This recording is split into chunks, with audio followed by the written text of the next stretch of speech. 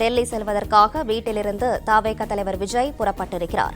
இன்று முற்பகலில் சிபிஐ முன் தவேக தலைவர் விஜய் ஆஜராக உள்ள நிலையில் தற்போது வீட்டிலிருந்து தவேக தலைவர் விஜய் புறப்பட்டிருக்கிறார். சென்னையிலிருந்து தனி விமானம் மூலமாக தவேக தலைவர் விஜய் டெல்லி செல்ல இருக்கிறார். இன்று முற்பகலில் சிபிஐ முன் ஆஜராவதாக தெரிவிக்கப்பட்டிருக்கிறது. கூடுதல் விவரங்களை செய்தியாளர் யுவராஜ் தொடர்ந்து வழங்க கேட்கலாம். யுவராஜ், விவரங்களை சொல்லுங்க. வணக்கம். தமிழக வெற்றி கழகத்தினுடைய தலைவர் விஜய் கடந்த 2025ஆம் ஆண்டு செப்டம்பர் மாதம் 27ஆம் தேதி கரூரில் தன்னுடைய தேர்தல் பரப்புரையில் ஈடுபட்டிருந்தார்.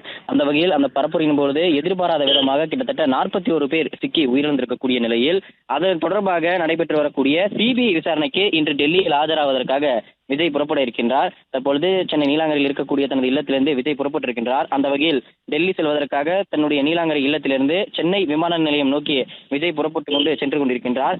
கடந்த 2025ஆம் ஆண்டு செப்டம்பர் மாதம் 27ஆம் தேதி கரூரில் தமிழக வெற்றி கழகத்தினுடைய தேர்தல் பரப்புரையானது விஜய் ஈடுபட்டிருந்தால் தன்னுடைய பரப்புரை வாகனத்தின் மீது நின்று கொண்டிருந்து அந்த பகுதியில் கூட்ட நெரிசலில் சிக்கி கிட்டத்தட்ட 41 பேர் உயிரிழந்திருக்கக்கூடிய நிலையில் அது தொடர்பான சிபிஐ விசாரணையானது இன்று 11 மணிக்கு நடைபெற இருக்கின்றது. காலை 11 மணி அளவில் விஜய் டெல்லியில் இருக்கக்கூடிய சிபிஐ அலுவலகத்தில் ஆஜராக இருக்கின்றார். மக்கள் சந்திப்பில் கூட்ட நெரிசல் காரணமாக 41 பேர் உயிரிழந்திருக்கக்கூடிய இந்த நிகழ்வில் உச்சநீதிமன்றத்தின் உத்தரவின்படி இந்த சம்பவம் குறித்து கடந்த வருடம் அக்டோபர் மாதம் 16ஆம் தேதியானது சிபிஐ விசாரணையானது தொடங்கப்பட்டிருந்தது. அந்த வகையில் பல்வேறு கட்ட விசாரணைக்கு பிறகு சிபிஐ ஆனது விசாரணை மேற்கொண்டு வருகிறது.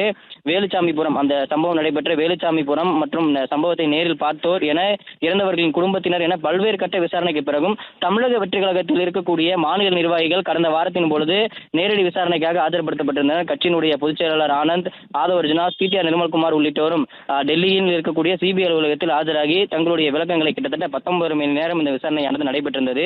அவர்களுடைய விளக்கங்களும் சிபிஐ அலுவலக அதிகாரிகள் கேட்டுக்கொண்டிருந்தனர். அந்த வகையில் கட்சியினுடைய தலைவர் முக்கிய இதற்கு சாட்சியாகவும் குற்றவாளியாகவும் பார்க்கப்படக்கூடிய கட்சியினுடைய தலைவர் தமிழக வெற்றி கழகத்தினுடைய தலைவர் விஜய் தற்பொழுது டெல்லியில் ஆஜராவதற்காக தன்னுடைய நீலாங்கரை இல்லத்திலிருந்து புறப்பட்டிருக்கின்றார். தமிழக வெற்றி கழகம் சார்பில் தேர்தல் பரப்புரையானது ஈடுபட்டிருக்கும் போது இந்த சம்பவமானது நடைபெற்றிருக்கின்றது. விஜய் பார்க்க வேண்டும் என்ற ஆர்வத்தில் ஏராளமான பொதுமக்கள் இந்த கூட்டத்தில் கலந்து கொள்வதற்காக வருகை தந்திருந்தனர். அதன் காரணமாகவும் அதே போன்று அந்த பகுதியில் ஏற்பட்ட கூட்ட நெரிசலின் காரணமாகவும் இந்த சம்பவமானது ஏற்பட்டிருக்கக்கூடிய நிலையில் இது தொடர்பான சிபிஐ விசாரணைக்காக விஜய் இன்று காலை டெல்லியில் இருக்கக்கூடிய சிபிஐ அலுவலகத்தில் காலை 11 மணி அளவில் விஜய் ஆஜராக இருக்கின்றார்.